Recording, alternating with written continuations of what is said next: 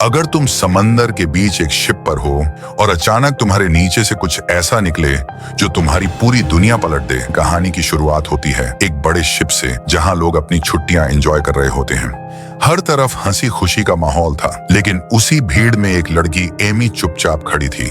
आज उसका बर्थडे था, लेकिन उसके चेहरे पर खुशी नहीं थी। वो बार बार अपने पिता जॉन की तरफ देख रही थी, जैसे उसे इंतजार हो कि शायद उन्होंने उसके लिए कुछ प्लान किया हो। लेकिन वक्त गुजरता गया और कुछ नहीं हुआ। सैड एमी की आंखों में हल्की सी उदासी साफ नजर आ रही थी। तभी जॉन उसके पास आता है और बिना कुछ कहे उसे एक छोटा सा गिफ्ट देता है। एमी जैसे ही उसे खोलती है, उसके अंदर एक वॉकी टॉकी होता है। जॉन मुस्कुराते हुए कहता है, ताकि हम कभी भी एक दूसरे से दूर ना हो। ये सुनते ही एमी के चेहरे पर मुस्कान आ जाती है और वह अपने पिता को गले लगा लेती है। लाउड चैटर अचानक शिप पर शोर मच जाता है। लोग खुशी से चिल्लाने लगते हैं, क्योंकि समंदर में बहुत सारी डॉल्फिन्स उछलती हुई दिखाई दे रही थी। सब लोग उस खूबसूरत नजारे को देखकर खुश हो रहे थे, वीडियो बना रहे थे, हंस रहे थे।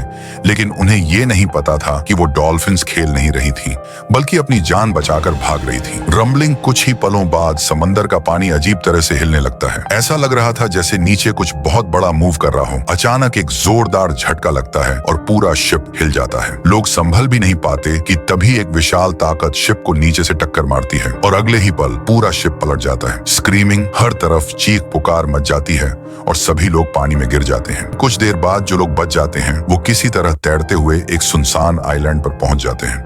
चारों तरफ सन्नाटा था, ना कोई मदद, ना कोई नेटवर्क, बस डर और अनजान खतरा। जॉन होश में आते ही अपनी बेटी एमी को ढूंढने लगता है। तभी उसके वॉकी टॉकी से हल्की सी आवाज आती है, डैड, लेकिन तुरंत ही सिग्नल कट जाता है। जॉन घबराते हुए आगे बढ़ता है और तभी उसकी नजर दूर खड़े कुछ लोगों पर पड़ती है। उन्हीं के बीच उसे अपनी बेटी एमी भी दिखाई देती है।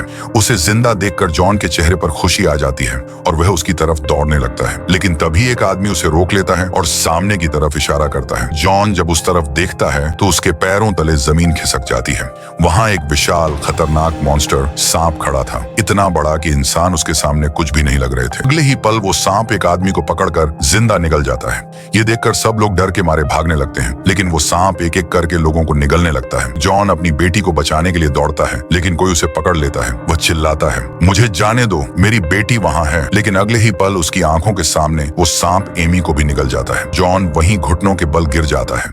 उसकी आंखों से आंसू रुक ही नहीं रहे थे। वह कुछ कर भी नहीं पाया। लेकिन तभी उसके वॉकी टॉकी से आवाज आती है, डैड, मैं जिंदा हूँ। जॉन का दिल धड़कने लगता है। उसे समझ आता है कि उसकी बेटी अभी भी उस सांप के अंदर जिंदा है और यही सोच उसे फिर से खड़ा कर देती है।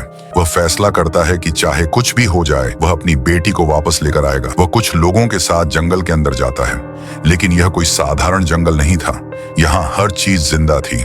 पेड़ अपनी टहनियों से लोगों को पकड़ने लगते हैं। एक साथी को पेड़ के टेंटिकल्स जकड़ लेते हैं और उसे खींचने लगते हैं। किसी तरह वे उसे छुड़ाने की कोशिश करते हैं, लेकिन वह मर जाता है। ये देखकर सभी के चेहरे पर डर और बढ़ जाता है। आगे बढ़ते हुए उन्हें एक पुरानी लैब मिलती है। अंदर जाने पर उन्हें केमिकल की बोतलें, अजीब तस्वीरें और रिसर्च फाइल्स मिलती हैं। तभी उन्हें पता चलता है कि यह आइलैंड कोई नॉर्मल जगह नहीं है। यहाँ जानवरों पर एक्सपेरिमेंट किए गए थे और उन्हीं एक्सपेरिमेंट्स की वजह से ये सब खतरनाक क्रिएचर्स बने हैं। जंगल में आगे बढ़ते हुए अचानक उन पर उड़ने वाली मछलियों का हमला हो जाता है। उन मछलियों के बड़े बड़े दांत थे और वे इंसानों पर टूट पड़ती हैं। किसी तरह वे लोग वहां से बचकर निकलते हैं, लेकिन खतरा अभी खत्म नहीं हुआ था। थोड़ी ही देर बाद उनके सामने एक विशाल मेंढक आ जाता है, जो अपनी लंबी जीभ से लोगों को पकड़कर खा जाता है। वे लोग अपनी जान बचाकर भागते हैं, लेकिन तभी अचानक वही बड़ा सांप आता है और उस मेंढक को ही निगल जाता है। अब असली खतरा फिर सामने था। दूसरी तरफ एमी और कुछ लोग उस सांप के गड्ढे में फंसे हुए थे। वहां चारों तरफ सांप के अंडे थे। धीरे धीरे उन अंडों से छोटे छोटे सांप निकलने लगते हैं। सभी लोग डर से कांप रहे थे, लेकिन एमी हिम्मत दिखाती है। वह एक छोटे सांप के पास जाती है और धीरे से उसके सिर पर हाथ रखती है। वह सांप उसे नुकसान नहीं पहुंचाता, बल्कि उसे अपनी मां समझने लगता है। इधर जॉन अपनी बेटी को ढूंढते हुए आखिरकार उस गड्ढे तक पहुंच जाता है। नीचे अपनी बेटी को देखकर उसकी आंखों में उम्मीद लौट आती है। वह जल्दी जल्दी कोई रास्ता ढूंढने लगता है और एक पेड़ की जड़ को नीचे फेंकता है, ताकि उन्हें ऊपर खींच सके। लेकिन तभी वह बड़ा सांप वापस आ जाता है। अब वक्त बहुत कम था। जॉन पूरी ताकत से अपनी बेटी को ऊपर खींचने लगता है। तभी उसका एक साथी अपनी जान जोखिम में डालकर उस सांप पर हमला करता है। जिससे जॉन को थोड़ा समय मिल जाता है। किसी तरह वह एमी को ऊपर खींच लेता है, लेकिन खतरा अभी खत्म नहीं हुआ था। सांप फिर से उनकी तरफ बढ़ता है। अब आखिरी लड़ाई शुरू होती है। जैक को याद आता है कि उस जंगल के पेड़ों से निकलने वाला काला लिक्विड बहुत जल्दी आग पकड़ता है। वह एक जलती हुई लकड़ी उठाता है और सांप को अपने पीछे भागने पर मजबूर करता है। जैक दौड़ते हुए उस जगह तक पहुंचता है जहां वह लिक्विड गिरा हुआ था और सही वक्त पर वह जलती हुई लकड़ी उस पर फेंक देता है। अगले ही पल वहां जोरदार आग भड़क उठती है और वह आग पूरे सांप को अपनी चपेट में ले लेती है।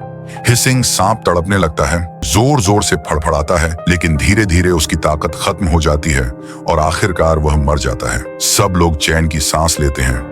अर्जेंट जॉन तुरंत सांप का मुंह खोलता है और अंदर से अपनी बेटी को बाहर निकालता है। एमी बिल्कुल शांत पड़ी थी, गैस्प, कोई हरकत नहीं। कुछ सेकंड के लिए सब कुछ रुक जाता है। फिर अचानक एमी खांसती है और सांस लेने लगती है। जॉन की आंखों में आंसू आ जाते हैं, लेकिन इस बार ये आंसू खुशी के थे।